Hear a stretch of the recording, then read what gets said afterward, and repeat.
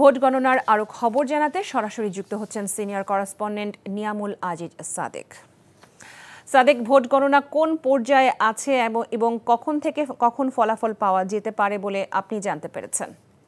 Lopa, vote গণনা একদম শুরুর পর্যায়ে আছে এখনো বলা যায়, কারণ আমরা দেখেছি যে যখন বলা হচ্ছিল যে 5টা থেকে মাত্র 1 ঘন্টা বিরতিতে শুরু হবে, সেটি এসে কিন্তু 8টায় গিয়ে ঠেকেছে। 7:45 এখানে ভোট গণনা শুরু হয়েছে। এর আগে এখানে পাইলটিং করা হয়েছিল এবং আমরা দেখেছি যে এই 8টা যেখানে শিবির সমর্থিত যে মোস্তাকুর রহমান জাহিদ তিনি পেয়েছেন 972 ভোট এবং ছাত্রদল সমর্থিত নাবিদ তিনি পেয়েছেন 236 ভোট এবং তাসিম খান স্বতন্ত্র 173 ভোট পেয়েছেন।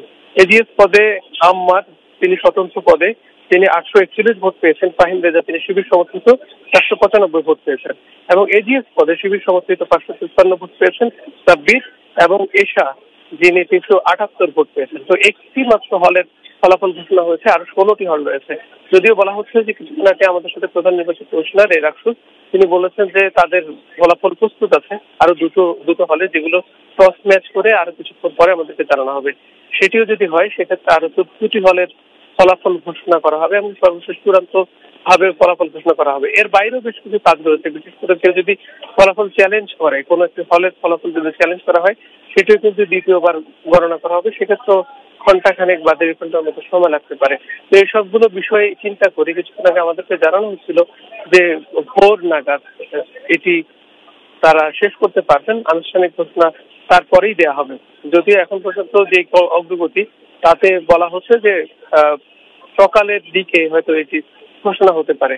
এবং এখানে উপাচার্য কথা বলেছেন আমাদের সাথে। উপাচার্য বলেছেন যে তাদের যে স্বচ্ছতা এবং নিরপেক্ষতা বা আজকে যে নির্বাচন সেটি নিয়ে কোনো ধরনের প্রশ্ন নেই এবং সেটি কিন্তু 35 বছর পর শিক্ষার্থীরা তারা বেশ স্বাচ্ছন্দ্যে ভোট দিয়েছেন, উৎসবমুখর পরিবেশে ভোট দিয়েছেন, সেটি তাদের সাফল্য তারা বলতে চাইছেন। এবং একই সাথে বলছেন এই ধরনের ঘটনা, কিছু বিচ্ছিন্ন ঘটনা আছে, বাইরে কিছু লোক জড়ো হয়েছে, যেটি তাদের আওতার মধ্যে পড়ে না, যে কারণে তারা আরএমপি বা পুলিশের সাথে কথা বলেছেন। পুলিশ বলেছেন সেটি তারা তীক্ষ্ণ নজর রাখেন, ভেতরের পরিস্থিতি যেন কোনোভাবে উত্তপ্ত না হয়। এই জন্য ভেতরে কিন্তু সোয়াতকেও নিয়ে আসা হয়েছে পুলিশের সাথে সাথে এবং তারা ভেতরে পর্যন্ত দায়িত্ব পালন করছেন। কঠোর নিরাপত্তা বেষ্টনের মধ্য দিয়ে ভেতরে ভোট গণনা এখন চলছে।